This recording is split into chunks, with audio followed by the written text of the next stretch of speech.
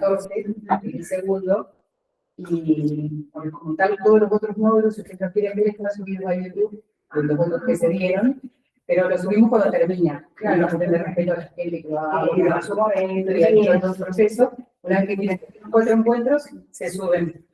Ahora hemos subido porque la gente no te escucha. No, si yo nosotros estaba contando con ellos. Que automáticamente los 5 anteriores que se fueron dando, uno tuvo una interacción cuando tuvimos que poner uno de los encuentros, se cerró más tarde, pero una vez que están cerrados los 4 encuentros, se suben en el Zoom, así que hay una temática especial. Bien.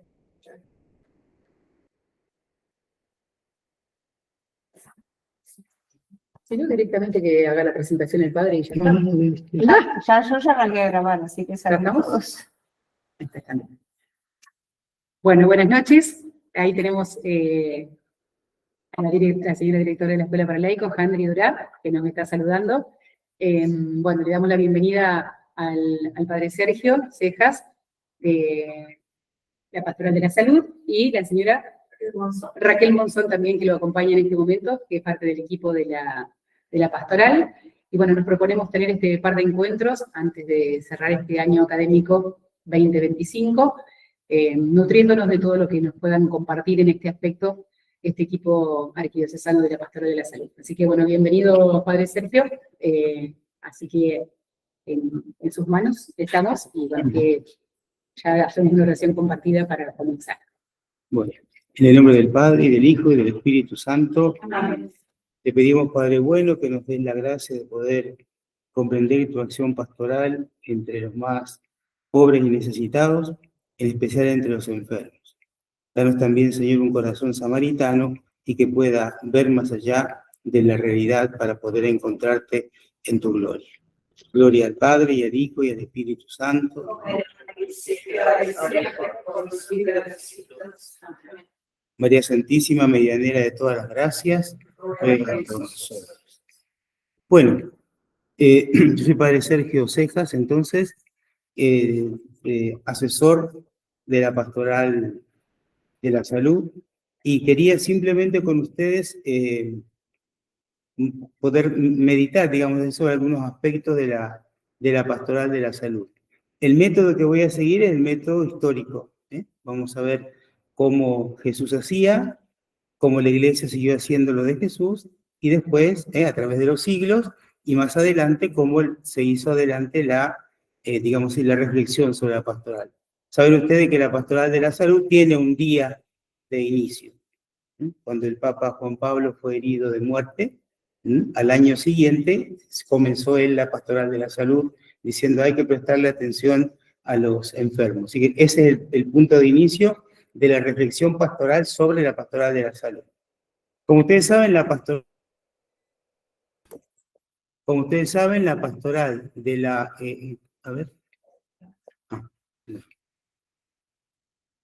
Como ustedes saben, la Pastoral de la Salud es pastoral de la Iglesia, o sea, forma parte de la teología pastoral. Para el método dogmático, la Pastoral de la Salud no es una pastoral de genitivo, no es una rama solamente de la pastoral, sino que es el discurso teórico-práctico acerca de una acción. Y la acción esa tiene que ser evangelizadora. Y esto es re importante, porque una acción evangelizadora que no evangelice no sirve. Será muy humana, no será filantrópica. Entonces nosotros lo que vamos a hacer es tratar de ver en la entraña del Evangelio y en la historia cómo la Iglesia trató siempre de evangelizar a través de esta acción pastoral. Es más todavía, cuando ustedes en sus parroquias vean que se pregunten si hay, este es uno de los trabajos prácticos, por ahí serán más numerosos, ¿no? Si hay Pastoral de la Salud, nos vamos a dar cuenta que en las parroquias en todas no hay Pastoral de la Salud. No hay grupo de Pastoral de la Salud. Y no significa eso que no se haga Pastoral de la Salud, ¿no? ¿Por qué? Porque la acción pastoral de la salud está presente en todos los momentos de la historia, comenzando por el mismo Jesús. Pues la primera cosa que podemos decir es, la Pastoral de la Salud es la acción evangelizadora de todo el pueblo de Dios, comprometido en promover, cuidar, defender y celebrar la vida, haciendo presente la acción liberadora y salvífica de Jesús en el mundo de la salud. Esto está plasmado en las guías de Pastoral de la Salud del Consejo Episcopal Latinoamericano, en el número 90. A mi modo de ver, es el más completo que se tiene en toda la historia de la Iglesia. Fíjense que no lo voy a desglosar ahora, tal vez lo voy a retomar al final, pero están todos los elementos. Es pastoral de la salud, es acción evangelizadora, es de todo el pueblo de Dios. Vieron que la Iglesia es evangelizadora, es misionera, ¿sí? Es de todo el pueblo de Dios. Ninguno de nosotros puede pasar delante de la miseria del pobre sin socorrerla. Por eso es acción de todo el pueblo de Dios, ¿no? Uno ve a un enfermo y enseguida, ¿de qué parábola se acuerda? Del buen samaritano. ¿Se entiende? O sea, nosotros somos buenos samaritanos en tanto cuanto que imitamos a Jesús. ¿Cuándo? Cuando Él se abajó, se encarnó, se hizo uno de nosotros, tomó condición humana y nos levantó, nos llevó a la casa, a la hospedería, que es la casa de la iglesia, y Él pagó de su propio bolsillo, digamos, de su propia vida. Pero también esto, después el Señor, terminando el discurso, dice, vayan y hagan lo mismo. Entonces, esto es un mandato del Señor, es hacer lo mismo. Haciendo presente, dice, la acción liberadora y salvífica de Jesús en el mundo de la salud. Entonces vamos a ver ahora esto. Muchos pasajes del Evangelio relatan innumerables encuentros de Jesús con los enfermos. Yo creo que acá podemos, vamos a enumerar, pero podemos sobrevolar, ¿sí? No puedo demasiado interactuar porque es mucha la materia y es poco el tiempo, pero sí nosotros podemos acordarnos sobre algunos elementos. La suegra de Simón Pedro. Esto es importante. A ver, se la dejo a los biblistas la profundización, pero sí les puedo decir esto, que cada evangelista, cada uno de los 4 evangelistas, toma los milagros de Jesús para poder hacer catequesis, pero siempre está la base de la realidad de lo que hizo Jesús. Si uno empieza a hacer la exegesis de la curación de la suegra de Pedro, nos vamos a dar cuenta que, por ejemplo, la enfermedad de la suegra de Pedro era una enfermedad grave, porque tenía fiebre, el Señor la tocó, no le tuvo asco, la levantó, ella se puso a servirlo. O sea, quiere darnos un mensaje mucho más grande. Pero vamos a quedar nosotros con el hecho de Jesús y la relación con la salud. Está Jesús que sana a un leproso, ahí también, se va fuera de los márgenes de la ciudad, se encuentra con la miseria del leproso, que no es solamente la enfermedad física, sino que también es la enfermedad cultural y también la enfermedad religiosa. Y de todo el Señor lo reintegra. Los 10 leprosos igual, le dice, vayan a presentar al sacerdote para manifestar su curación. O sea que lo está volviendo de nuevo al culto y lo está volviendo de nuevo a la vida social. El paralítico, ¿se acuerdan ustedes, no? En Marco, el paralítico, hay varios paralíticos. Uno de los paralíticos le dice a Jesús, ¿cuánto tiempo hace que está ahí? 38 años. Esto nos habla también a veces de nosotros, de nuestra oración. Nosotros que queremos que todo sea como 3 minutos como en el microondas, este hombre esperó 38 años para curarse. Pero la palabra de Jesús fue, te ha salvado, no te ha curado solamente. Esto es importante. Cada vez que Jesús sana a alguien es para manifestarle el carácter soteriológico del mensaje, no solamente sanador. El hombre de la mano paralizada, ¿se acuerdan que Jesús le dice, vení acá, ponete en el medio, no te quedes en el margen, sé tú protagonista de tu misma historia de sanación? La hija de Jairo, importante, ¿no? Lo que le dice Jesús a Jairo, no he visto en nadie tanta fe. Y la hemorroísa, que también esperó mucho tiempo y se animó a tocarle el manto. El sordomudo, que Jesús agarró y hizo barro con su saliva, ¿no? Y le puso en las orejas. El ciego, lo mismo. El servidor del centurión romano, en la época más difícil de la historia de Jesús, el centurión romano se acercó y le dice, yo también tengo soldados a mi orden, le digo a uno que vaya y va, le digo a uno que venga y viene, y dice, ¿y vos qué hiciste? Decí una palabra, no soy digno de que entre. Esto fue tan importante esto que hasta entró en la misa después como rito. El Señor, no soy digno de que entre en mi casa, pero decía algo, y ya la palabra tuya se hace, porque es palabra de Dios, y la palabra de Dios es palabra creadora. La mujer encorvada, los 10 leprosos, el paralítico de Betsata, el ciego de nacimiento, y con esto nosotros nos vamos a ver, o tenemos que tomar en cuenta que la iglesia primitiva hace lo que Jesús le manda. Esto es lo que vamos a ver ahora. Jesús les dice en un momento determinado, vayan. ¿Se acuerdan cuando mandó los 72? Vayan. Curen a los enfermos, resuciten a los muertos, purifiquen a los leprosos. No solo, sino que Jesús le da a cada apóstol la misión de curar a los enfermos. Los discípulos, cuando fueron de 2 en 2, los 72, cuando volvieron, chochos volvieron, porque Jesús les dice, hasta yo mismo veía el demonio estrellarse contra el piso. Y sin embargo dice, esta curación no es lo más importante. ¿Qué era lo más importante? Que sus nombres estén escritos en el cielo.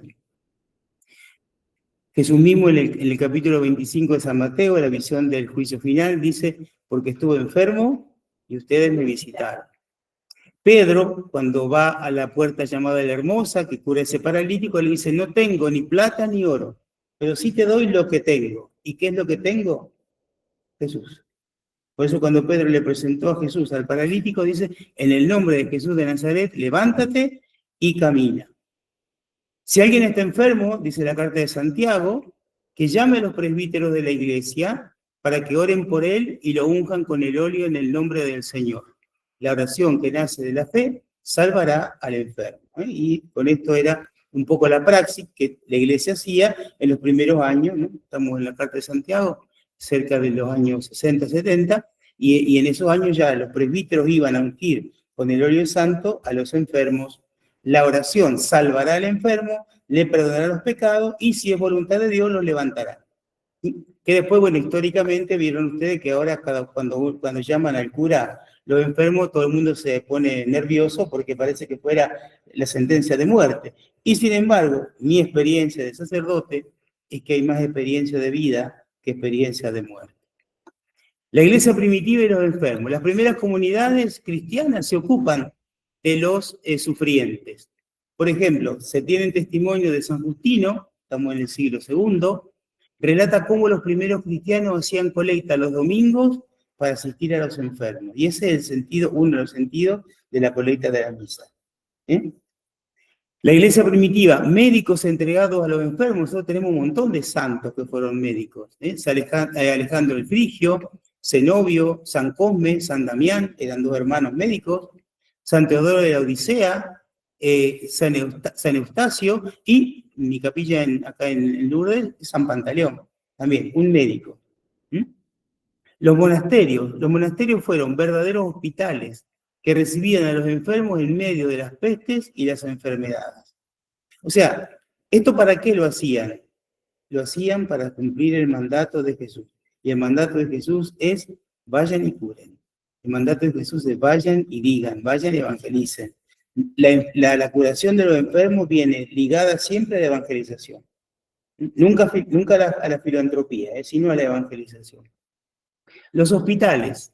En el 313, el edicto de Milán autoriza a los cristianos a tener instituciones propias. Por si esto fuera poco, la misma madre de Constantino instituye un hospital. En el 325, el Concilio de Nicea recomienda construir hospitales en cada ciudad. En el 337 ya vemos a San Efrem, que tiene un hospital en Edesa. En San Basilio, en el 360, el hospital en Cesarea de Capadocia. En el 407, San Juan Crisóstomo, está el hospital en Constantinopla. La regla de San Benito dice que tiene en cada monasterio benedictino que haber una parte donde estén los enfermos. Y esos enfermos eran no solamente los monjes, sino que eran los que venían a pedir alrededor del monasterio. Y San Agustín es el primero en la historia que organiza la atención pastoral a los enfermos. Ahí San Agustín, la verdad que tiene páginas hermosas de cómo asistir a los enfermos. Las órdenes y congregaciones religiosas masculinas. Yo acá hay un montón, hay un montón, pero elegí algunas que sé que están en Argentina al menos. Nosotros, todo el mundo conoce la orden hospitalaria de San Juan de Dios. Los hermanos de San Juan de Dios. Nació en el 1945, San Juan de Dios murió en el 1550. Los ministros de los enfermos, o camilianos. La mayoría de la pastoral de la salud conoce más a los camilios que los de San Juan de Dios. Los siervos de la caridad, de la obra de Don Guanela. La pequeña obra de la providencia, que es el cotolengo de Don Orione. Las hijas del huerto, San Antonio María Gianelli. Las hijas de la misericordia, Santa Josefa Rosello, que estaban en el hospital psiquiátrico aquí en Santa Fe. Las siervas de María, de Santa María Soledad, las siervas de María todavía cuidan a los enfermos de noche, ¿sí? Las hermanitas de la Asunción, de Tiempernet, las siervas de Jesús de la Caridad, Santa María Josefa del Corazón de Jesús, ¿sí? No están acá en Santa Fe, están en Argentina. Las hermanas de los ancianos desamparados, de Esteban Saturnino López, las hijas de San Camilo, del Beato Luis Tetza, de Santa Josefina Bannini, el Beato Luis Tetza es un cameliano también. Los hijos de Santa María de la Providencia, de San Luis Guanela, las pequeñas hermanas misioneras de la Caridad, de Don Orione, las misioneras de la Caridad de Santa Teresa de Calcuta, las siervas del Señor de la Virgen de Matará, que están acá en el Hospital Cuyen, que fundados por el padre Carlos Vuela. Y después tenemos, bueno, eso cerramos aquí en la historia, ¿no? Vimos en 3 minutos qué hacía Jesús, cómo la iglesia sigue hasta ahora. Ahora me quisiera adentrar yo en el magisterio de la iglesia, ¿sí? O sea, la iglesia primitiva hace para cumplir la voluntad de Jesucristo. La voluntad de Jesucristo es que todos los hombres se salven, lleguen al conocimiento de la verdad, y la praxis que el Señor, en esto que nos interesa a nosotros, que el Señor nos manda es cuidar a los enfermos. ¿Sí? ¿Hay antecedentes magisteriales? Sí. Comenzando, digamos así, por San Agustín, habla un poco del Concilio de Trento, habla un poco del Concilio de Nicea, como ya hemos visto, ¿sí? Pero ahora vamos a ver más explícitamente, como si fuera la copa de un embudo, cómo la iglesia va como desarrollando su pensamiento en torno a la pastoral de la salud. Los principales documentos magisteriales. Vamos a tomar estas fuentes. Primero, el Magisterio Universal. Ustedes saben que el Magisterio Universal de la Iglesia ofrece el marco doctrinal espiritual. Y en especial sobre estos 3 puntos: vida, sufrimiento y misericordia. Cuando nosotros hablamos de Magisterio Universal tomamos el Concilio Vaticano II, que lo habla en la Constitución Apostólica Gaudium et Spes, los sumos pontífices de San Juan Pablo en adelante, ¿sí? Y después los dicasterios romanos. El dicasterio de la Pastoral de la Salud, como la Pastoral de la Salud es omniabarcante, fue cambiando en distinto modo, en distinto tiempo de dicasterio. Ahora, por ejemplo, ocupa un lugar en el dicasterio que no fue el que comenzó Juan Pablo II, sino que es otro. Ya vamos a ver eso. Luego, como somos latinoamericanos, vamos a tomar también el Consejo Episcopal Latinoamericano, que traduce ese marco de realidad a la realidad latinoamericana. Y lo bueno que tiene el CELAM es que nos da guías pastorales y de formación muy seguras y muy prácticas. Ahí tenemos los documentos finales de cada conferencia episcopal latinoamericana y después tenemos los distintos consejos. Acá también, en este momento, está el Consejo de Humanidad, que depende de la Pastoral de la Salud de ese consejo, ¿no? Hay un sacerdote encargado. Y en Argentina tenemos la pastoral, que se articula desde diócesis y encuentros nacionales con una fuerte impronta comunitaria. La verdad que, bueno, la reflexión en Argentina sobre la pastoral de la salud tiene una fuerte impronta de vida comunitaria, ¿sí? De cómo ir caminando juntos. Tiene sus pros y tiene sus contras, porque a veces cuando uno camina juntos, cuando se trata de enganchar a mucha gente, se va más despacio, ¿sí? No es un San Agustín que le agarraba, no se calzaba la sandalia y andaba nomás. Vamos a empezar entonces, a ver, esto tal vez sea muy, no digo un poco aburrido, pero sí es mucho material, ¿sí? Vamos a ir agarrando de todos esos documentos del Vaticano II en adelante, del CELAM en adelante y de la Conferencia Episcopal Argentina, los distintos documentos. Y de paso aprendemos bien cómo se pronuncian, porque a veces cuando uno pronuncia el latín es medio complicado.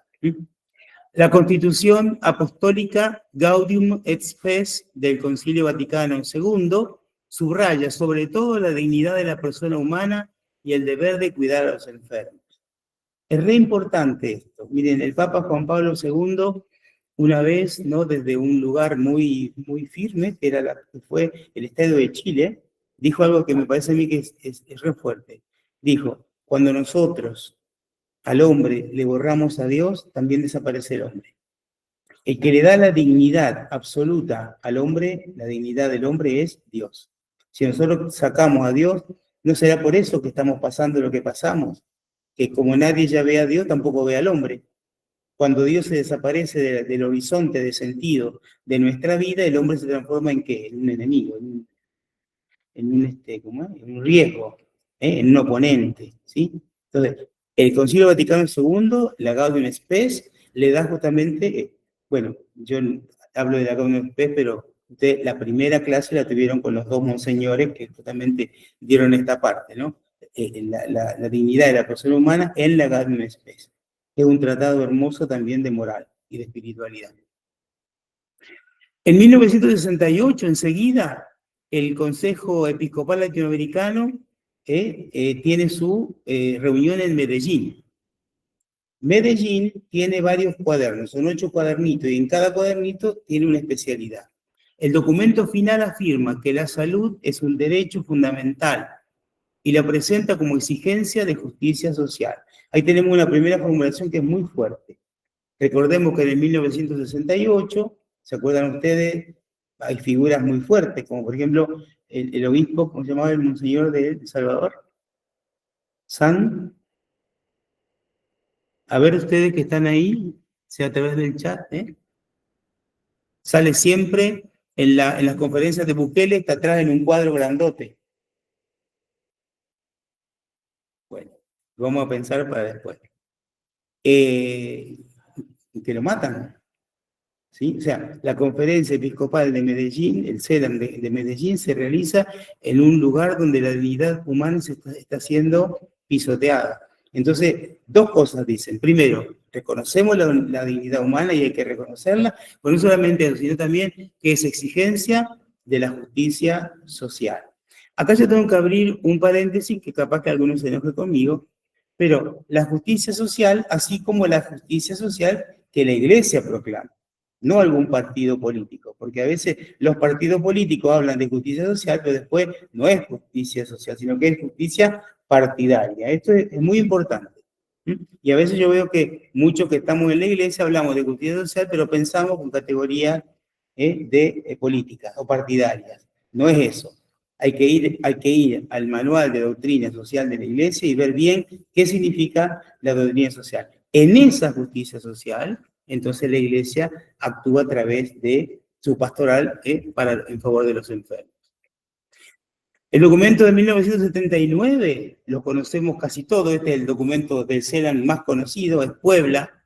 El documento final de Puebla reconoce en los enfermos el rostro sufriente de Cristo y la necesidad de una pastoral específica. En Latinoamérica nosotros podemos decir, la primera vez que se habla de pastoral específica de la salud es en Puebla. Puebla en realidad es el documento mucho más importante de todas las conferencias que hubo antes de Aparecida. ¿Sí? ¿Por qué? Porque toma todos los aspectos. Medellín eran unos cuadernos, Puebla fue el primer orgánico y Puebla le dio como el impulso a todas las pastorales posteriores. Interesante, Puebla dice, en cada hermano está el rostro de Jesús. No solamente la dignidad del hombre, y no solamente, digamos así, la justicia social, sino que en cada hermano está el Señor Jesús. Esto es re importante justamente a la hora de ver la justicia social, porque vieron que partidariamente se habla de que el rico tiene que darle al pobre, el pobre tiene que derecho, ¿sí? Ahora, cuando el pobre y el rico tienen derechos que son adquiridos y que le da la ley, no deja paso a la caridad. Justamente Jesús no apela a la ley, Jesús apela a ver a él en el rostro del pobre. Y esto no importa que sea rico, que sea pobre. Es más, el Papa Francisco, ¿se acuerdan que hablaba de los límites de la dignidad del hombre que a veces no estaban afuera en los límites territoriales, sino que adentro de una casa puede haber un pobre, de una casa de un rico, puede haber un pobre necesitadísimo de Dios porque está atrapado por la droga, atrapado por el sexo, atrapado por la pornografía, atrapado por los celulares, ¿sí? O sea, esa marginalidad no es una marginalidad de pobre o de rico, sino que es de dignidad. Y tan indigno es una persona súper rica como una persona súper pobre. Entonces, me parece a mí que es una corrección que nosotros podríamos como empezar a hacer. En 1984, San Juan Pablo II hace la Carta Apostólica sobre el sentido cristiano del sufrimiento, que se llama Salvifici Doloris. A mí me parece que esto es uno de los documentos más importantes y más lindos. 1984 es justamente cuando a él lo hieren de muerte. ¿Sí? Después de esto hace esto, o sea, el valor del sufrimiento humano. Reflexiona sobre el sentido cristiano del sufrimiento y la relación con la redención de Cristo. Otra vez, el Papa piensa en el dolor, pero piensa en el dolor asociado a la pasión de Cristo. Profundiza en la redención del dolor y el papel del enfermo en la misión de la Iglesia. Esto es fantástico. Se pregunta, ¿por qué sufre el que sufre? Y esto también, bueno, en relación, por ejemplo, al libro de Job. ¿Por qué el justo tiene que sufrir? ¿Por qué el justo sufre? Y entonces termina el Papa diciendo, el justo sufre para unir su dolor, su pasión, a la pasión de Cristo. El dolor asumido con amor es un dolor redentor. En el 1985, el mismo San Juan Pablo II, con un motu propio, que acá es donde empieza la Pastoral de la Salud, se llama Dolentium Hominum, crea el Pontificio Consejo para la Pastoral de la Salud. 1984 el documento, 1985 el fruto del documento, que sería este Pontificio Consejo de la Pastoral de la Salud. ¿Y cuál es su misión, su objetivo? Promover la atención espiritual y humana de los enfermos. Apoyar a los agentes sanitarios. Fíjense ustedes que ahí ya no toma solamente el tema del enfermo, sino que toma el tema del enfermo y todo su entorno, comenzando con los que cuidan a los enfermos o con todos los que tienen que ver con los enfermos.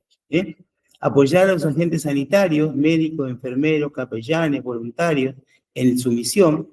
Difundir la doctrina de la Iglesia sobre el sufrimiento, la enfermedad y el cuidado de la vida. Animar la colaboración interdisciplinaria. El Papa se anima a integrar saberes médicos.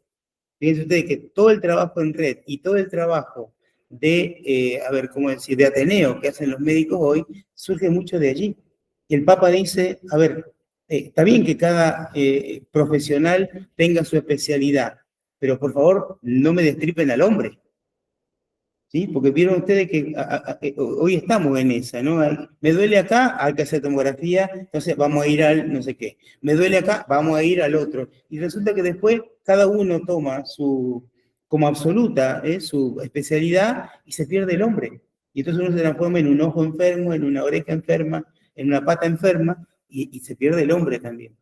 Cuidado porque a veces por ahondar en estas cosas también se puede perder el hombre, ¿no? Yo conozco un montón de médicos que me dicen, para sanar una cosa enfermamos otra. Total, hay otro especialista que cura eso y enferma otra cosa. Por eso es re importante, hace tiempo que se está queriendo volver, la indicación es volver a los médicos de familia. Volver a los médicos de familia para que vean al hombre completo. ¿Se acuerdan que el médico de familia no solamente me conocía a mí, conocía a mi mamá, conocía a mi abuela, sabía que esta enfermedad venía de herencia de uno, del otro, y hasta un determinado momento decía, déjese de joder, tómese un vinito y se le va a pasar porque usted lo que tiene es angustia. En cambio ahora es como que es diferente.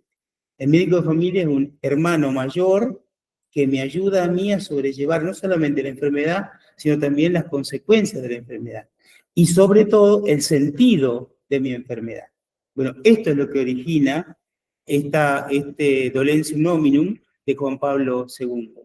¿Sí? Que nosotros podamos ver integralmente al enfermo en todo su contenido. Imagínense ustedes que podríamos preguntarnos, ¿quién es para mí enfermo? El enfermo. Pero también podríamos preguntarle a la familia, ¿quién es tu enfermo? Podríamos preguntarle al médico, ¿quién es tu enfermo? Podríamos preguntar a los técnicos que trabajan, ¿quién es tu enfermo? A los voluntarios de los hospitales, ¿quién es tu enfermo? Y si todos, digamos así, confluyen en que ese enfermo es Cristo, tenemos una espiritualidad armada. Y esa espiritualidad armada es, ¿por qué? Porque nosotros vemos en ese enfermo a Cristo. Ahora, el Cristo doliente que está crucificado, pero el enfermo también me ve a mí como Cristo que voy a visitar a Cristo. Esto es hermoso, ¿sí? Yo, Cristo, voy a visitar al Cristo doliente, y el Cristo doliente ve a Cristo paciente que me viene a visitar, ¿sí? O sea, yo cuento siempre una historia. Cuando yo llegué de párroco a Helvecia, había un señor que murió 3 días después nomás de mi llegada. Se llamaba Domingo, Domingo Nichea. Domingo le había pedido a la señora que le baje el crucifijo de la cama y lo tenía abrazado. Y la mujer estaba llorando porque decía: padre, le tienen que dar morfina y él no quiere aceptar la morfina, pero no se queja de los dolores. Yo cuando fui a visitarlo, recién llegado, digo, ¿no? El 6 de enero, recién llegado del BS, le fui y le dije a don Domingo, me dijo su señora que no quiere aceptar la morfina. Y me dice el don Domingo, dice: lo que pasa, padre, es que yo le tengo que devolver algo a Jesús. Él murió por mí, ¿yo qué hice por él? Nada. Así que lo que hacía él, moribundo, por Jesús, era juntar a todos sus hijos a la tarde, rezaban el rosario. Es más, una vez se equivocaron y él los corregía, ya estando mal, lo corregía y dice: te saltaste una de María, te dijiste una de más, un buen humor bárbaro, don Domingo. Y murió 3 días después de mi llegada. Y para mí, esa fue la luz que me iluminó un montón de tiempo en mi pastoral del Helvecia. Bien, y explicar y defender y difundir, fíjate que esto no es nuevo en la iglesia, pero sí una formulación nueva, porque ahora lo hace, como decir, oficialmente. Explicar, defender y difundir las enseñanzas de la iglesia en materia de salud, especialmente en contextos donde la dignidad humana está en riesgo. Ven ustedes que lo principal de acá es, por un lado, el evangelio y por el otro lado, la dignidad humana. Si nosotros separamos esto, no queda nada. El hombre queda digamos, queda a merced de la rapiña del otro hombre. Hay un filósofo que dijo, ¿no? El hombre para el hombre es un lobo. Y hay hombres que son más lobos que otros. Pero Jesús también lo dijo esto. Muchos se van a presentar como lobos vestidos de ovejas. Bueno, mire, cuando nosotros no reconocemos la dignidad del hombre, en realidad estamos siendo lobos. En 1988, Juan Pablo II, también es una exhortación apostólica post-sinodal, del sínodo del 87, que se llama Christi Fideles Laicis. Esto lo conocemos nosotros, ¿sí? La Christi Fideles Laicis destaca el papel de los laicos en el mundo de la salud como una presencia evangelizadora. Podemos decir que es más de lo mismo, pero ahora dice el Papa. En el 1992, otra conferencia de Santo Domingo, el documento final de esa reunión de los obispos latinoamericanos promueve la formación de equipos de pastoral de la salud en las diócesis. Desde 1992, los obispos de Latinoamérica quieren que en cada diócesis haya un equipo de pastoral de salud. ¿Llegó eso a todo el mundo? ¿Todo el mundo lo recibió? No, todavía no. Hay un montón de diócesis que les falta el equipo de salud. Yo esto lo digo porque después esto tiene consecuencias pastorales. No es lo mismo que en una parroquia haya un grupo de pastoral de salud que piensa en los enfermos, a que no haya y que solamente ¿quién piensa? Cuando no hay equipo de salud, ¿quién piensa en los enfermos? El sacerdote y nada más. ¿Y saben cuántas vizcachas se le escapan? Y la gente habla. En cambio, si cada parroquia hubiera un equipo de salud, la bola se corre, la voz se corre y el enfermo está más atendido. Yo mismo tengo una experiencia, ahora estoy haciendo una experiencia en el hospital oncológico, después soy capellán. En el hospital oncológico todos los días va un grupo de laicos, lunes, martes, miércoles, hasta el domingo. Y ve, después lo vamos a ver ya, la pastoral de la salud es la pastoral donde confluyen todas las pastorales de la iglesia. Porque el hombre que antes trabajaba es el mismo que está enfermo, el hombre que es papá de familia es el mismo que está enfermo. El mismo sacerdote, perdón, el mismo enfermo que me recibe en mi casa es el que ya no controla los esfínteres, es el que necesita que le limpien la casa, es el que necesita algún mandadito o que le vayan a cobrar el sueldo. O ¿Se entiende? Entonces, la iglesia presente en la pastoral de los enfermos es también la iglesia que va a cobrar en el banco al enfermo. Es la misma que le regala los pañales. Es el mismo que colabora con la, ¿cómo se dice? Con los remedios. Todo eso es pastoral de salud. O sea, el pastoral de salud es mirar al enfermo. En cambio, el sacerdote, ¿qué hace? Va, le da la unción y listo. Eso, digo, es re importante que nosotros, cada uno, tomemos la conciencia de que necesita haber un equipo de pastoral de salud en cada parroquia, en cada casa. Y ni que hablar de la corresponsabilidad de los decanatos. Cada decanato debería tener su equipo de salud y de ahí en adelante animar. Pues también esto, la iglesia de a poquito, después se lo digo ya desde ahora, se va siendo animadora de los elementos de la pastoral de salud. Antes hablaba como muy contundentemente y ahora, sin embargo, habla de animar. ¿Sí? Y la animación hoy, desde la criticidad del Lache en adelante, ¿en manos de quién está? De los laicos. Ahí están ustedes. Que es muy importante esto, ¿eh? El documento de Santo Domingo subraya que la pastoral de salud no es solo asistencia médica o espiritual, sino que es una acción evangelizadora que integra cuerpo, alma y también a la comunidad. Esto es hermoso, es lo que yo les estaba diciendo recién. Se reafirma la opción preferencial por los pobres, incluyendo los enfermos entre los pobres, los discapacitados, los ancianos, los marginados del sistema de salud. Esto es importante, los marginados del sistema de salud. En el tiempo de Jesús, ¿dónde tenían que estar los enfermos? Fuera de la muralla de la ciudad, porque eran excluidos socialmente y religiosamente. Pero ojo que nosotros vemos hoy en el centro de Santa Fe, y creo yo que también en el interior, pobres que andan dando vuelta y que cuando se enferman, ¿quién los mira? Nada, ayer vino y no vino, mañana no viene tampoco, pues se murió. ¿Y se murió de qué? De frío, se murió de cáncer, se murió de infección. ¿Sí? Se impulsa la formación de ministros, voluntarios y profesionales que vivan su vocación como servicio al reino, con sensibilidad humana y espiritual. Cuando acá habla de los ministros, se está refiriendo a los ministros de la comunión. O sea, aquellos que después de la venida del sacerdote le llevan a los enfermos la comunión y que son muchísimas veces los únicos interlocutores que tiene la iglesia con el enfermo y con la familia del enfermo. Por eso me parece a mí que en el 2023, con muy buen tino, Monseñor Fenoy unió a los ministros de la comunión a la pastoral de la salud, porque antes estaban separados. ¿Por qué? Porque ahora los ministros, una de las cosas que el párroco tiene que ver para poder ser ministro de la comunión es que tenga afinidad para poder visitar a los enfermos. ¿Sí? No le tiene que dar cosita el ir a visitar a los enfermos. Se impulsa entonces la formación de... Anima a crear redes comunitarias. Esto viene del 92 de Santo Domingo. A crear redes comunitarias, centros de atención, espacios de acogida que reflejen la misericordia de Dios. Hubo una campaña muy fuerte en esos años cuando la Madre Teresa recogía en Calcuta a los enfermos para darle un lugar donde morir. Y la gente de Mala decía que era un rejuntadero de moribundos donde había peste y donde la peste se multiplicaba, ¿no?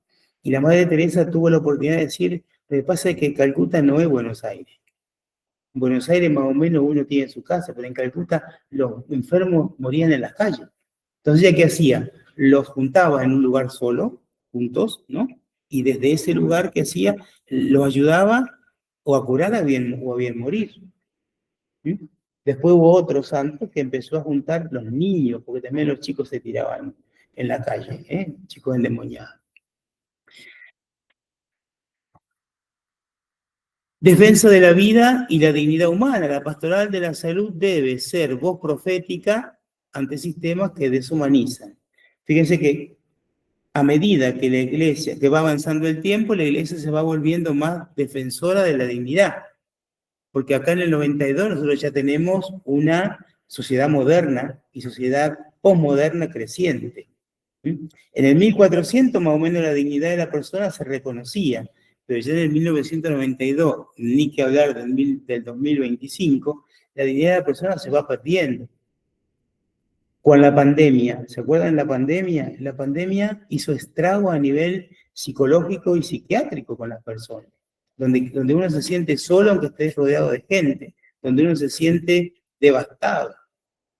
Se habla del suicidio en este momento como una pandemia, y ahora muy cerquita nuestro, a escasos kilómetros, en Uruguay se aprobó la ley de la eutanasia. Todo eso es falta de dignidad. O sea, no se ve más al hombre. Es más, el feminismo y el abortismo hablan de mi cuerpo es mío. Sí, pero eso que tenés adentro no es tuyo. O sea, es tuyo, pero no es tu cuerpo. ¿Se entiende? Tiene dignidad propia, pero como se borró la dignidad, porque la dignidad tiene plazo, ¿no? A las 12 semanas, 24 semanas. En Estados Unidos, hasta un día antes de nacer, la mujer puede abortar. Todo esto es falta de dignidad. Por eso la Iglesia en algún momento se pone como voz profética, y el profeta denuncia también. Fíjense ustedes que, no sé, en estos momentos, 40 días por la vida, eso es una denuncia profética. Frente al CEMAFE, lo que hace esta asociación es, ¿qué hacer? Es denunciar proféticamente que lo que ellos están haciendo es mal, porque dentro de cada mujer embarazada hay un niño, y un niño que tiene dignidad. Bueno, esto viene de acá. Ni que ver cuando habla de excluye o comercializa el sufrimiento, ¿no? Acá podríamos hablar de la farmacéutica, y podríamos hablar también de la comercialización para cosméticos de los restos de aborto, ¿no? De los residuos patológicos del aborto. Y también se habla de la colaboración interdisciplinaria. Se promueve el diálogo entre medicina, teología, psicología y pastoral para una atención integral. Digamos, paralelamente, en el año 95, donde se hace el primer Congreso de Educación, acá en Argentina, lo recibe así la Argentina, se reconoce que la área espiritual, la dimensión espiritual, es una dimensión de la persona humana, ¿sí?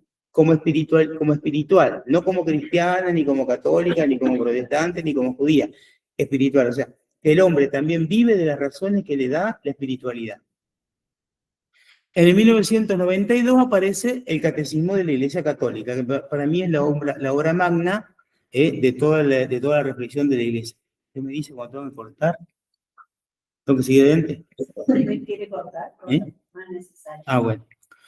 En el 1992 está el Catecismo de la Iglesia Católica.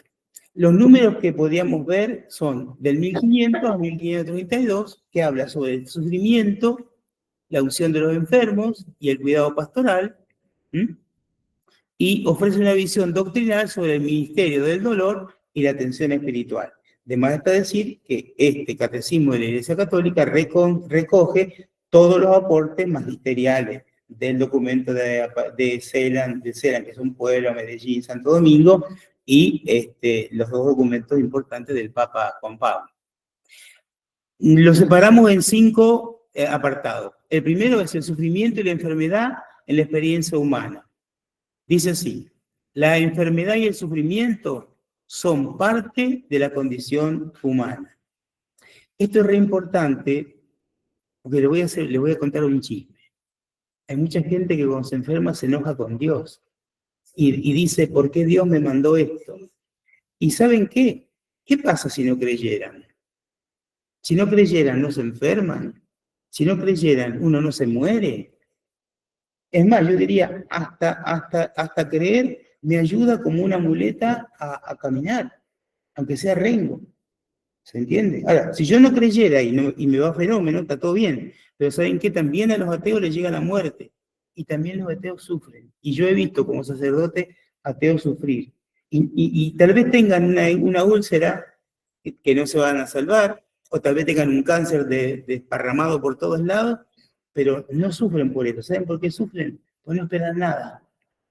No esperan nada, el pasado los agobia.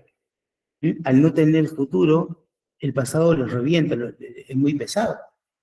Yo digo, miren, hasta le va a hacer bien creer.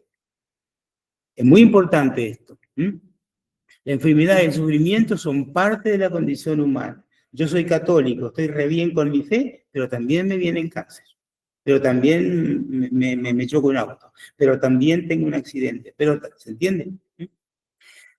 Pero despierta preguntas esenciales sobre el sentido de la vida, la muerte y de Dios. En la Biblia, el sufrimiento se vincula con el pecado, pero también, dice San Pablo, se convierte en un lugar de encuentro con Dios y de conversión. De hecho, nosotros tenemos a Jesús que tiene que afrontar la enfermedad y la muerte de la cruz y que le pide al Padre, esto a mí no me gusta nada, aleja de mí este cáliz, pero que no se haga mi voluntad. Don Liceo decía, si Él murió por mí, porque yo no puedo abrazar la cruz en este momento y rezar por todos los que están conmigo. Los profetas anuncian que el sufrimiento puede tener un valor redentor y que Dios no abandona al que sufre. Pensemos en Job. Dios no abandona al que sufre. Nosotros somos hijos predilectos. Imagínense ustedes, no sé, las parábolas en estas semanas, nosotros estuvimos hablando sobre el banquete, ¿no? Que Jesús dice, cuando des un banquete, no invité a tu amigo rico, sino a aquel que no puede pagarte, ¿sí? Claro, pobrecito, los fariseos tenían la vena así porque estaba hablando de ellos. Pero, ¿y los pobres? El enfermo que decía, me invitó a mí, a su fiesta me invitó a mí. Y yo para Dios soy importante, no soy un excluido para Dios. Dios me está incluyendo. Y esta inclusión es, vayan a todos los caminos, porque los que tenían que venir no quisieron venir, no quisieron entrar. Fueron desagradecidos, como los 10 leprosos, ¿se acuerdan que los 9 se perdieron y llegó solamente ese samaritano, volvió uno, agradecido? Siempre tenemos que ir viendo la parte de atrás del evangelio que vamos leyendo, porque a veces es un palo para algunos, pero para los otros es esperanza. Yo, el otro día estaba hablando con una nena de 14 años que, bueno, tenía pensamiento de suicidio. Leímos juntos esta parábola del banquete y ella me dice, ¿usted me está diciendo en serio que Dios piensa en mí? Cuando yo estaba en Villa Madero, había un tocayo mío, Sergio, que tenía HIV. Y entonces yo cuando fui al hospital francés a visitarlo, le tomé de la mano y le digo, mirá, tocayo, qué bueno. Y me enteré que esta enfermedad de la que vos tenés te llevan al cielo. Y pues así me dijo, estaba en peligro de muerte, estaba en fin de vida. Y me dice, padre, pero no me toque, porque lo voy a contagiar. Y le digo, me extraña, araña, vos sabés que esto no se contagia de tomarte la mano. Y me dijo así, ¿y por qué mi mamá hace 5 años que no me toca? Porque dice que la voy a contagiar. Chan, ese mismo gesto. El enfermo necesita del cuidado, pero sobre todo necesito que le den sentido, que le den esperanza. ¿Mm? Dios no abandona al que sufre. Esto hay que gritarlo a los 4 vientos cuando se trata de la pastoral de los enfermos. Por eso, ¿quién es el que va a visitar a un enfermo? Es Cristo en la persona del visitador que va a, ¿sí? Y es más, hay que ir con toda la esperanza y con toda la buena voluntad y con todo el optimismo a visitar a los enfermos, sin mentirles. Yo siempre cuando me toca hablar con el enfermo y me dice, ¿usted sabe lo que tengo? Le digo, sí, ¿vos sabés lo que tenés? Cuando vemos que, digo, bueno, esta enfermedad es la que llevan al cielo. ¿Vos querés ir al cielo? Vamos a hacer todo lo posible, porque estás invitado a ese banquete. Porque después solito el enfermo empieza, en la soledad de la enfermedad, empieza a rebobinar para atrás, y entonces empieza a ver las cosas que hizo mal, las cosas que hizo bien, a quién tiene que esperar, a quién tiene que pedirle perdón. Eso ya es Dios que maneja, que trabaja. ¿Sí? Y nosotros lo que tenemos que hacer es solamente llevar esperanza. Ya para condenarse está él que su conciencia muchas veces lo condena. Mi esperanza es la que yo le voy a contagiar. Lo mismo cuando un sacerdote da un velatorio. Muchas veces yo me quedo callado porque delante de la muerte uno, ¿qué va a decir? Y sin embargo yo siempre le digo, no sé qué decirle, pero sí les traigo lo que yo tengo. Y lo que yo tengo es esperanza. Que este Cristo que está delante del féretro, muerto en la cruz, no se quedó ahí. Que él ahora está en Jesús en la tumba, pero la tumba no es la última morada de la persona. El segundo elemento o segundo apartado se va del número 1503 al 1505. Es Jesús el médico del alma y del cuerpo. Jesús muestra una compasión profunda por los enfermos. ¿Qué hace Jesús? Dice el catecismo. lo que hemos visto. Los toca, los cura, los consuela. Perdón.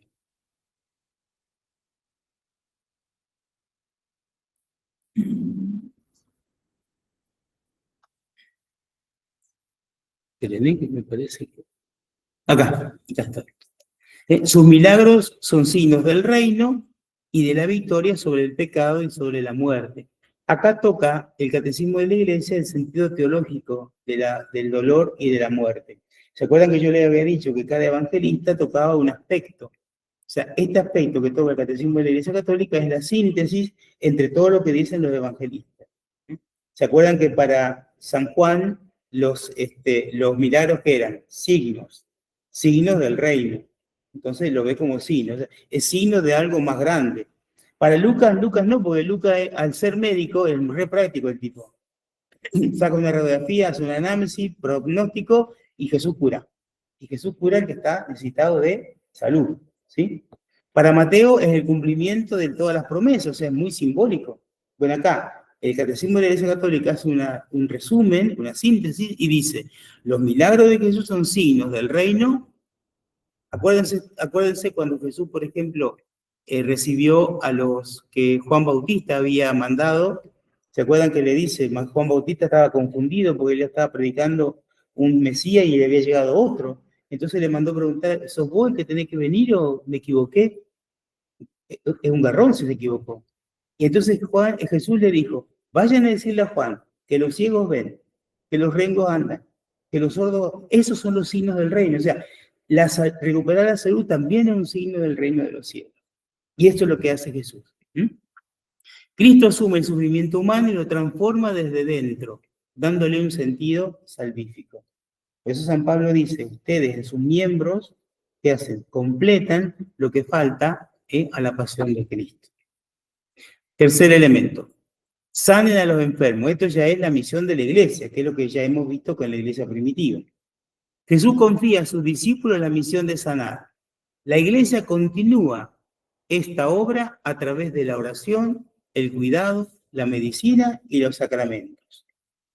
Desde los primeros siglos se practica la unción de los enfermos como un gesto de fe y de consuelo. Y yo agregaría, y de sanación. La iglesia acompaña al enfermo con caridad, con oración, con los sacramentos, reconociendo en él el rostro de Cristo sufriente. El cuarto elemento, 1514 a 1525, habla del sacramento de la unción de los enfermos, que dice así, es un sacramento de sanación, y no solo para los moribundos, sino para todo fiel gravemente enfermo. Se administra con aceite bendecido y una oración litúrgica pidiendo fortaleza, paz, perdón, y si es voluntad de Dios, sanación. Si vamos nosotros a la teología litúrgica, diríamos que el sacramento de la unción de los enfermos, como primer efecto del sacramento de la unción, es el don del Espíritu Santo. No es la sanación, sino que es el don del Espíritu Santo para que el enfermo pueda sobrellevar su enfermedad, darle sentido y, si fuera necesario, la curación. Puede repetirse si la enfermedad se agrava o si hay una nueva situación grave. Vamos a prestar atención de nuevo en la unción de los enfermos en el desarrollo posterior del documento de Aparecida, que está re bueno. El quinto, ¿cuáles son los efectos del sacramento? Los efectos del sacramento de la unción son, primero, la unión más profunda con la pasión de Cristo. O sea, yo no voy a dar la unción del enfermo para que el enfermo se muera. Tampoco voy a dar la unción del enfermo para que el enfermo se sane. Voy a darle la unción de los enfermos para que el enfermo, ungido por el Espíritu, se asocie a la pasión de Cristo. O sea, yo crucificado con él crucificado. Esto está re bueno, o sea, hay que pensarlo. Porque quiere decir que mi enfermedad es salvífica. Vieron que ahora hay tanto revuelo con la cuestión de la Madre de Jesús como corredentora. Bueno, San Pablo me está diciendo esto, vos le ayudás a la redención de Cristo con tu propia enfermedad. La Virgen lo hizo dándole su sí, y nosotros lo hacemos también mostrándole nuestro sí, ¿dónde? En el momento en el cual a nosotros nos toca llevar la cruz de Jesús. Segundo, da consuelo, paz, fortaleza del espíritu. el perdón de los pecados si el enfermo no puede confesarse. Este sacramento de la unción del enfermo se dice en liturgia que es un sacramento de vivos, o sea, de espiritualmente en gracia. Pero cuando el enfermo no puede confesar, también es un sacramento de muerto espiritualmente hablando. Es el único sacramento que te perdona los pecados cuando vos no podés confesarlo. Y eso también está bueno. O sea, todas las leyes caen cuando Jesús tiene que encontrarse con ese enfermo que va a morir. ¿Sí? Y es preparación para el paso a la vida eterna. Y después, como preparación del paso para la vida eterna, justamente habla de el mono que uno tiene que llevarse para la vida eterna, que es justamente el viático. El viático es el último sacramento del cristiano. El viático es la Eucaristía recibida en el umbral de la muerte, porque es semilla de inmortalidad, es semilla de vida eterna. Esto es lo que yo quería que ustedes vieran de una manera especial. Junto con la unción y la reconciliación, forma parte de una tríada que es el último acompañamiento sacramental del cristiano. Se le llama también sacramentos de la iniciación escatológica. Vieron que hay sacramentos de la iniciación cristiana. ¿Cuáles eran los sacramentos de la iniciación cristiana? El bautismo, la confirmación y la comunión. Bueno, eso nos habilita para que nosotros tengamos la vida cristiana ordinaria. En el fin de nuestra vida también hay sacramento de iniciación, pero ¿para qué? Para la vida eterna, o sea, escatológica, que son la reconciliación, la unción y la Eucaristía. Y la Eucaristía, la última Eucaristía es el viático. O sea, es el mono, la viandita que uno se lleva para poder atravesar el umbral de la muerte a la vida. Y expresa justamente el viático, la esperanza pascual y la comunión con Cristo resucitado. No sé si ustedes van a ver la parte litúrgica, pero estudiar la unción de los enfermos es algo muy lindo porque justamente es la presencia activa y donde más se ve la presencia de Cristo en la vida de la persona. Porque también es la presencia de la iglesia toda entera. La iglesia que sana, la iglesia que corrige, la iglesia que ama, la iglesia que es providente, la iglesia que acompaña. A partir de allí vamos a ver ahora los mensajes papales para la Jornada Mundial del Enfermo. La Jornada Mundial del Enfermo fue instituida por San Juan Pablo II en 1992 y se celebra cada 11 de febrero, que es la fiesta de Nuestra Señora de Lourdes, que es patrona de los enfermos. Los mensajes anuales ofrecen reflexiones profundas sobre el cuidado de los enfermos, la compasión y la misión de la Iglesia. Yo acá por ahí los exhorto, ¿no?, como asesor de la Pastoral de la Salud, a celebrar con mucha dignidad y mucha alegría este 11 de febrero. Si bien en Argentina cae mal porque cae en plenas vacaciones, pero las parroquias que puedan, imagínense ustedes que la Iglesia dice, por ejemplo, que en esa fiesta puede instituirse allí los ministros de la comunión. Pueden hacerse misiones pequeñas en los hogares o en los geriátricos o en los hospitales. O sea, todo lo que se trata de los enfermos. ¿Para qué? Para dar justamente esta animación.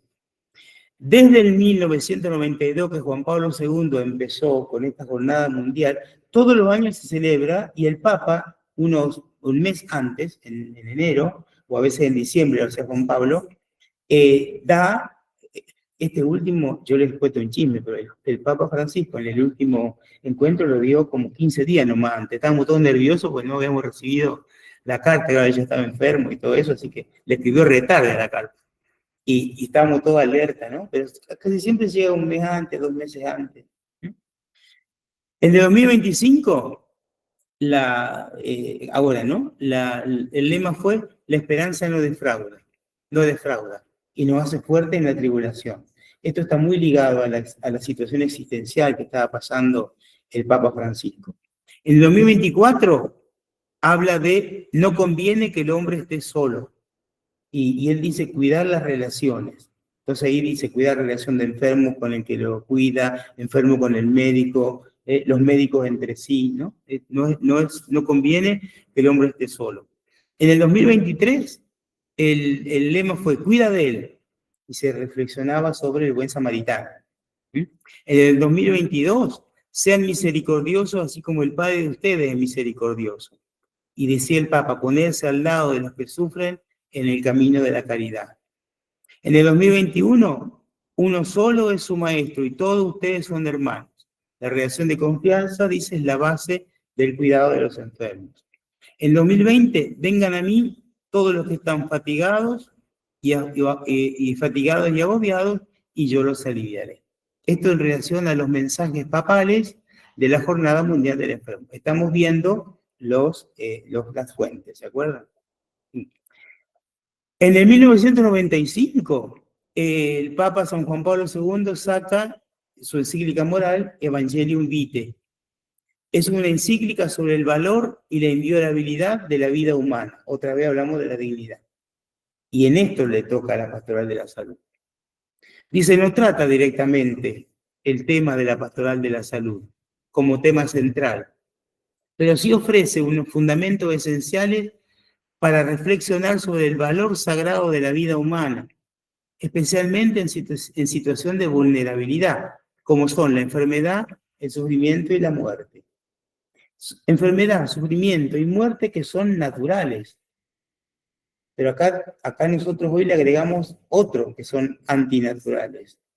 El suicidio, la eutanasia, la droga, que en este momento todo eso es pandemia.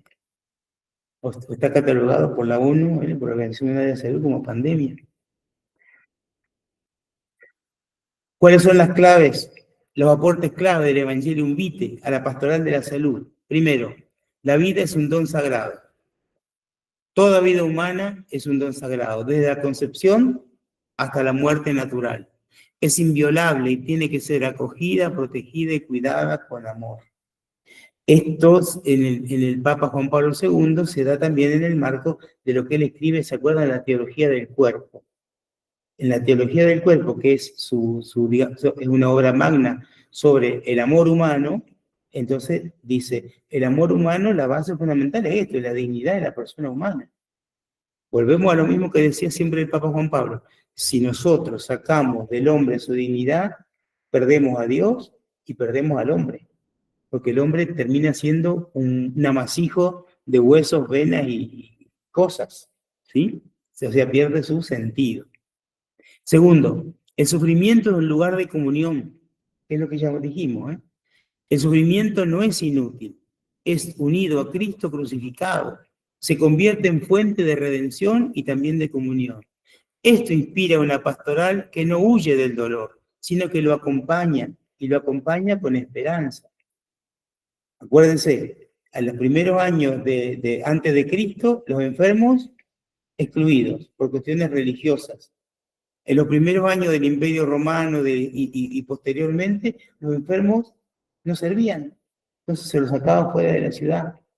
Recién en el año 300, bueno, San Agustín es del 500, en el año 300 empiezan a haber hospicios en torno a los grandes monasterios donde los enfermos tienen un lugar. Porque si no era re normal que el enfermo, mira, hay un muerto allá, bueno, un enfermo. Sí, era Coquito que estaba dando vuelta ahí, se murió. Y se lo comían los animales, ¿no? O sea, el que le da dignidad a la persona humana es la iglesia, los monasterios, la madre de Constantino, Santa Elena, que funda el primer hospital. La iglesia como pueblo de vida se llama a toda la comunidad cristiana a ser testigo del evangelio de la vida, en especial en contextos donde la vida está más amenazada. ¿Y cuáles son los contextos donde la vida está más amenazada? La vida amenazada no por agentes externos, sino por la misma vulnerabilidad de la vida. Son los hospitales, hay enfermos, vida amenazada, son los hogares, son las periferias, son los ancianatos. O sea, todo lugar donde haya hermanos que necesiten, dice el Papa, ahí tiene que estar la iglesia. Y dándole dignidad. Gracias a Dios, y esto yo le hablo, por ejemplo, a los capellanes siempre, cuando un capellán va a visitar una unidad de terapia intensiva o un orfanato o un geriátrico, tenemos una ley en Argentina que nos ampara. Tenemos que apelar a esa ley para poder entrar. Y tenemos que entrar, porque son cosas muy graves las que están en valía. El cuidado como vocación. Dice, se reconoce la misión de los agentes sanitarios, voluntarios, ministros y familiares que cuidan al enfermo con ternura y dignidad.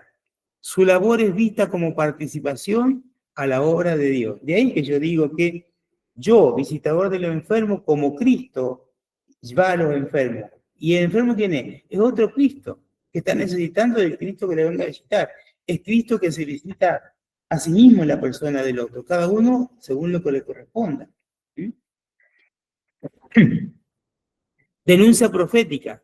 La encíclica denuncia la estructura que promueve en la cultura de la muerte, y acá entra de lleno, la eutanasia, el aborto, el abandono de los enfermos, y llama a una pastoral que defienda la vida con valentía y compasión.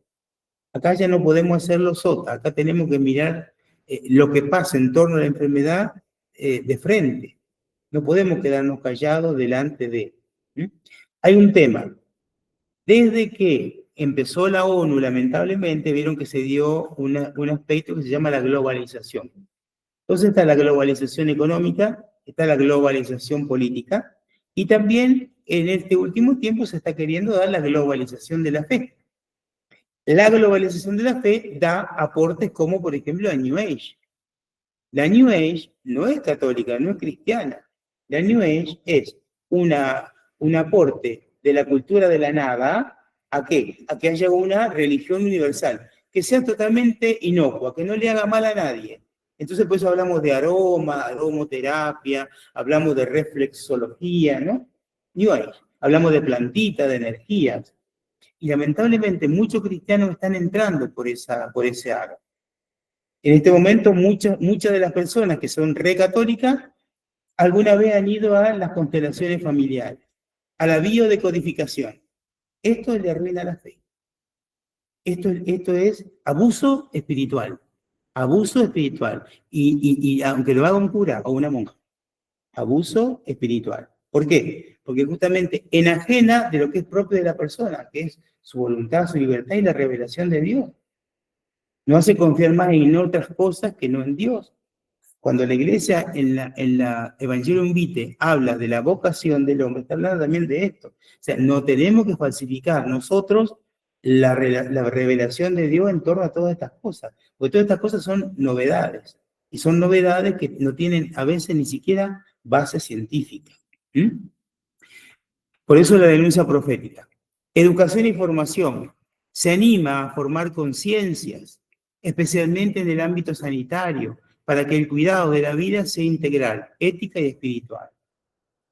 Por ejemplo, uno de los temas que trataba yo con el antiguo secretario de Salud de Santa Fe era esto. Él me decía, a veces los enfermos son tratados por el nombre de su enfermedad. Entonces, allá hay un apéndice, allá hay una enfermedad, ¿no? O el número de cama, ¿sí? Hay un chiste, ¿no? Que dice, me contactó, dice, el enfermo, dice, Cachito García, que está ahí, dice, se siente solo porque lo tratan como si fuera un número de cama. Y la otra enfermera dice, lo mismo me dice el 540. Bueno, esto. Es re importante que el enfermo sea tratado con su nombre y no por su patología. También porque hay patologías que no todo el mundo quiere que se sepan. ¿Sí? Tenemos que resguardar mucho esto. A veces soy muy crítico en relación, por ejemplo, a las cadenas de oración. En la cadena de oración, rezamos por el padre Sergio Ceja, que tiene cáncer en el hígado, y eso lo lee el padre Sergio, que no sabía que tenía cáncer en el hígado. Cuidado con eso. Cuidado con eso, porque podemos dar cada mala noticia sin querer, ¿no? Exacto. Entonces, se anima a formar conciencias espiritualmente del ámbito sanitario para que el cuidado de la vida sea integral, ético y espiritual. En el 1955 sale un documento que es muy lindo. Es del Consejo Pontificio para la Pastoral de los Agentes Sanitarios, que es el que fundó el Papa Juan Pablo II. ¿Se acuerdan? En 1985, después de su atentado. Ese Consejo Pontificio hace lo que se llama la Carta Pastoral de los Agentes Sanitarios. Siempre un punto de referencia. Esta carta después tiene una actualización que es moderna, que es muy de ahora. Ofrece una visión integral del cuidado de la vida humana, desde su concepción hasta la muerte natural. Es más, muchos de los tratados que dice esa carta, primero que es una carta solamente para agentes sanitarios, también a los visitadores, los ministros, etc. Pero va tratando tema por tema que se relaciona con la vida. Por ejemplo, ahí está el tema del aborto, cómo tenemos que tratar el tema del aborto, el tema de la eutanasia, el tema de lo que se llama el principio de doble efecto. Vieron que a veces en la cura del cáncer se trata del dolor y la morfina a veces anticipa un desenlace, ¿no? Fatal. Bueno, también eso, ¿cómo se hace? ¿Cuál es la valoración moral que tiene todo eso? Ofrece una visión integral del cuidado de la vida humana desde su concepción hasta la muerte natural, dirigida ¿a quiénes? A médicos, enfermeros, capellanes, voluntarios y todos los que sirven en el ámbito sanitario. Deberían tenerlo todo esta carta, pero no esta porque está viejita, la actualización, la que viene después. El documento es un documento clave para la ética médica, espiritualidad del servicio y acompañamiento pastoral. En el 2005, recuerden ustedes, Benedicto XVI escribe su encíclica Deus Caritas Est, sobre la caridad. Ahí subraya la caridad como dimensión esencial de la Iglesia, con énfasis en el cuidado de los enfermos. A mí me parece que el Papa Benedicto dio en la clave de lo que es la doctrina social de la Iglesia. ¿Por qué yo tengo que ayudar al pobre? ¿Porque él tiene derecho? ¿Porque yo tengo obligaciones? Dice el Papa, no, porque está el amor. Porque el que cumplió con el amor, cumplió con todos los mandamientos. ¿Se entiende? No me tienen que obligar a mí a amar. Y yo no me tengo que rehusar a amar, ¿por qué? Porque en mí habita Cristo. Este es el centro. ¿Sí? No hay derechos ni obligaciones. Hay vida cristiana entregada. ¿Se acuerdan lo que dice Jesús? Trata a los demás como querés que te traten a vos.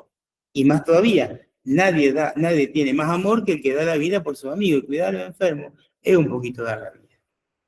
En el 2007 está el último documento del CELAM, que es Aparecida. Este documento es riquísimo porque tematiza un montón de elementos. El documento final de Aparecida, ¿se acuerdan que, bueno, el documento de Aparecida tiene mucho que ver con el señor Bergoglio, que fue el que hizo la última escritura? Está en continuidad con todos los documentos anteriores, en especial con Evangelium Vitae, Dolentium Hominum y la Carta de los Agentes Sanitarios. Subraya la espiritualidad del cuidado.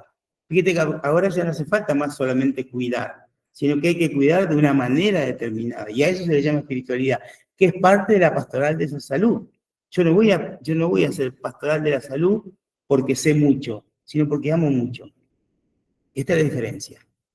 Se propone una espiritualidad centrada en Cristo sufriente, que transforma el dolor en lugar de encuentro y también de redención. Se invita a vivir el cuidado como una expresión de amor cristiano, con ternura, paciencia, esperanza.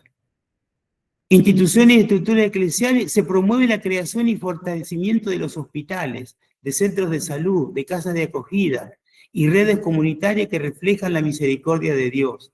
Se pide que las estructuras eclesiales estén al servicio de los más vulnerables, con transparencia y compromiso social. Don Guanella, San Luis Guanella, tiene una frase hermosa que dice: yo al pobre tengo que darle pan, pero si no le doy Señor, se queda rengo. Por eso al pobre hay que darle pan y Señor. Pan y Señor. Algunos puntos importantes de este documento de Aparecida son el 417 al 422, que afirma que la Iglesia hace una opción por la vida y llama a una pastoral que acompañe el sufrimiento con esperanza. Se abordan directamente los desafíos y propuestas para la pastoral de salud. Vayan al documento de Aparecida y aparece uno por uno las propuestas que hace la Iglesia para la pastoral de salud. Los números 138, 353, 454, 474 se mencionan aspectos relacionados con el cuidado de la vida, la bioética, el acompañamiento y la inclusión. Aparece la palabra inclusión en un documento por primera vez. En el 2013 aparece la exhortación apostólica del Papa Francisco, que se llama Evangelii Gaudium. Reafirma la opción preferencial por los pobres y la cercanía con los enfermos y sufrientes.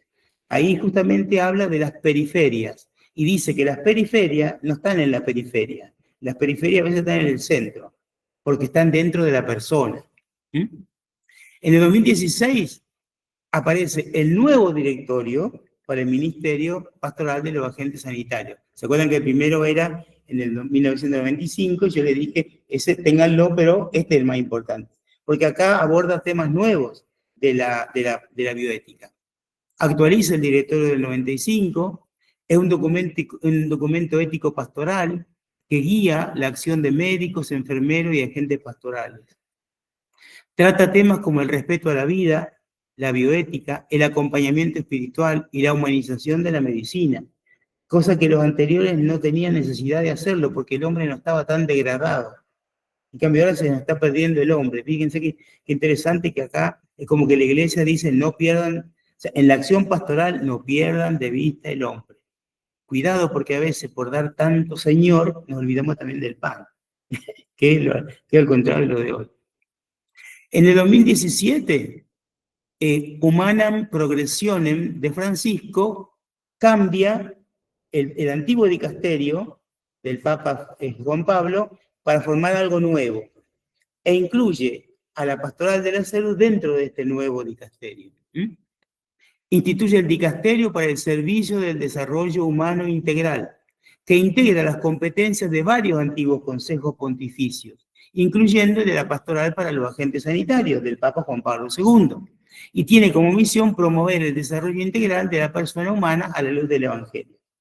Esto es un chisme que les cuento también, pero muchas diócesis a la Pastoral de la Salud no saben dónde meterla, porque algunos dicen, no, es parte de la pastoral social, otros dicen, no, es parte del desarrollo catequético, otros dicen, no, es parte, otros dicen, es solito, ¿sí? Entonces, el Papa Francisco les dice a todos los obispos de todo el mundo, de todos nosotros, este es el lugar que le corresponde. ¿Cuál? El desarrollo humano integral. Si no, nos parecemos a los especialistas que miran una cosa y se olvidan de la otra. ¿Cuáles son las funciones principales del dicasterio? Primero, promover el desarrollo humano integral, defender la dignidad de la vida humana en su totalidad, organizar la colaboración internacional ante desastres y emergencias sanitarias, por ejemplo, Caritas Internationalis, ¿sí? Y cuarto, Pastoral de la Salud. O sea, la Pastoral de la Salud en este momento es uno de los 4 pilares de este dicasterio para el desarrollo humano integral. En el 2017 continúa, la Pastoral de la Salud continúa, o sea, de este tomo la última, Pastoral de la Salud. Y la Pastoral de la Salud continúa la misión del antiguo Consejo Pontificio, pero también coordina y anima la Pastoral de Salud en la Iglesia Universal. Voy a repetir, a través de Caritas Internationalis. Promueven la formación ética y espiritual de los profesionales sanitarios, publica mensajes de orientaciones para las jornadas como la del enfermo, el enfermo de lepra, enfermedades raras, la enfermedad del cáncer, ¿sí? Todo esto siempre, este dicasterio está como mandando animaciones para poder formarnos y actuar. Publica mensajes y materiales para jornadas como, bueno, ya lo dije. Después tenemos los encuentros latinoamericanos del CELAM, que es la Pastoral Latinoamericana y del Caribe. Voy terminando. En 1969, la reunión basa sobre problemas éticos y de humanización en salud. En el 94, formula líneas comunes que orientan la Pastoral de Salud. En el 98, la formación de los agentes de Pastoral de Salud. En el 2003, consolida el proceso de estructuración y organización de la Pastoral de la Salud en Latinoamérica y el Caribe. Como ustedes ven, hay documentos de la Iglesia Latinoamericana Pase Dulce. Nadie puede decir, de esto la Iglesia no habló, o acá se está quedando la Iglesia. Tal vez nosotros nos estemos quedando, pero la Iglesia habló. Y siempre, como buen latinoamericana, no es pura zaraza, sino que son líneas bastante concretas. Y en el 2009, revisar y actualizar la guía de la Pastoral de la Salud. Como ustedes ven, como son encuentros del CELAM, uno se realizó en Bogotá, el otro en Ecuador, el otro en San Pablo, Brasil, el otro en Panamá. En el 2004 tenemos el primer encuentro de Bogotá, y acá ya se agrega un tema específico, que es la pandemia del HIV-Sida, y elabora documento inicial a nivel de la Iglesia continental. Ese documento es hermoso. Cómo tratar a los enfermos de SIDA. ¿Mm? En el documento de Panamá, en el 2008, está la actualización del documento del 2004 y elaborar una pastoral para los enfermos de HIV. En este momento que se cuecen en la iglesia, se está hablando de la atención al suicidio y se está hablando de la atención a los que sufren atracciones del mismo sexo. Que esta es una pastoral que también es nueva y que tenemos que ir profundizando también en la pastoral de la salud. El suicidio. Sí, sí, tal cual. En Argentina. Bueno, en Argentina nosotros tenemos dos documentos o dos organismos, ¿sí? En el 91 se crea la Delegación de la Pastoral de la Salud. Tardamos un poquito, 91. Y en el 93 está la Comisión Episcopal de la Pastoral de Salud. ¿Cuáles son las autoridades de la Pastoral de la Salud? Dependemos siempre del dicasterio por el desarrollo humano integral. Este dicasterio reúne las competencias de 4 antiguos pontificios, que son Justicia y Paz, Corunum, Pastoral de los Inmigrantes, Pastoral de los Agentes Sanitarios. Los responsables en este momento son el cardenal Michel Snerni, que es un sacerdote jesuita, que es el prefecto, la secretaria Sor Alessandra Smerelli, que es una hija de María Auxiliadora, y después 2 subsecretarios, Monseñor Anthony y el padre Bayo, que ay, no me acuerdo de la sigla, bueno, no importa. En el CELAM, la Pastoral de la Salud, la competencia la tiene el Centro de Programas y Redes de Acción Pastoral, el CERPA, y el Departamento de Justicia y Solidaridad. Y a cargo de eso está el padre Francisco Hernández. En Argentina, el primer presidente de una comisión que fue reelegido por los obispos. Así que mis congratulaciones como Monseñor Luis Urbán, arzobispo de Catamarca, y los miembros son Monseñor Luis Colazuol, emérito de Concordia, Jorge Wagner y Oscar Miñarro, que son 2 obispos auxiliares, y el secretario ejecutivo, que es el presbítero Martín Melo, que es un sacerdote médico, ¿sí?, de Catamarca. Y las autoridades de la Pastoral de la Salud en Santa Fe, nosotros aquí en Santa Fe tenemos el equipo de pastoral para la Pastoral de la Salud. Se compone de un asesor, de coordinadores, que son los que nombra el obispo y que han caducado en septiembre de este año, y después las áreas, o sea, nosotros estamos todos en funciones todavía, pero estamos todos en funciones de espera de los reemplazos. Y las áreas son compartir para sanar, que se trata sobre la salud psíquica, el retiro de sanación, que se trata sobre salud espiritual, la pastoral del duelo, en todas sus formas, la pastoral de la esperanza, que sería la pastoral del suicidio, y los visitadores hospitalarios, y después el trabajo en red. El trabajo en red son con el servicio de Jesús Misericordioso, el servicio de urgencia, Grávida, 40 días por la vida, los ministros de la comunión. Y en este mes yo hice ¿cómo se dice? La capacitación para los hermanos que estén en atracción hacia el mismo sexo, para poder, si podemos comenzarlo. El año que viene sí seguimos en esto, si no, nos cambian, paciencia. Hasta acá llegó mi exposición. La semana que viene va a estar Raquel siguiendo. No sé si estuvo a la altura de lo que ustedes esperaban. El material, como ustedes ven, es un montón. Por eso, en esta misma tesitura, he preparado para que ustedes puedan elegir un trabajo práctico. A ver si lo vemos.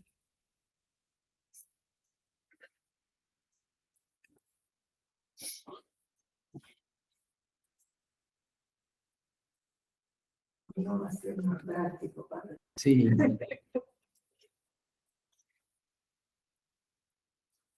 Ahí está, bueno, los trabajos prácticos son 6, cada uno si quiere elegir, pero son todos en torno a un documento de la iglesia. ¿Sí? Hemos visto la línea del tiempo, hemos visto cada uno de los documentos. Entonces, yo en esto concretamente les pido que cada grupo o cada persona tome un documento y discierna, según lo que el documento le dice, los aportes claves, estas dos preguntas. ¿Cómo ayudamos a los enfermos a descubrir el sentido pascual del dolor? Y cómo nuestra comunidad ve al enfermo como sujeto activo de evangelización. ¿Sí? Cuando yo digo sujeto activo es que él también tiene una misión. Y capaz que yo soy el encargado de descubrirle la misión. Ahora, para que él descubra su misión, yo tengo que descubrir mi misión. Y para que yo descubra mi misión, tengo que estar soportado desde algún lugar, por ejemplo, parroquial. ¿Mm? Yo le digo, y esto es lo último que digo, con mucho pesar, que la pastoral de la salud, no todos los decanatos de la diócesis lo han aceptado, y tampoco todos los párrocos.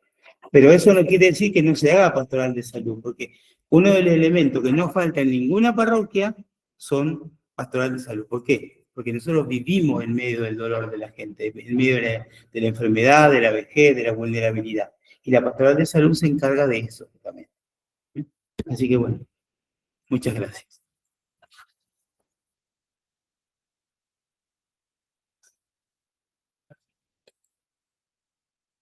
No sé ahora quién me auxilia.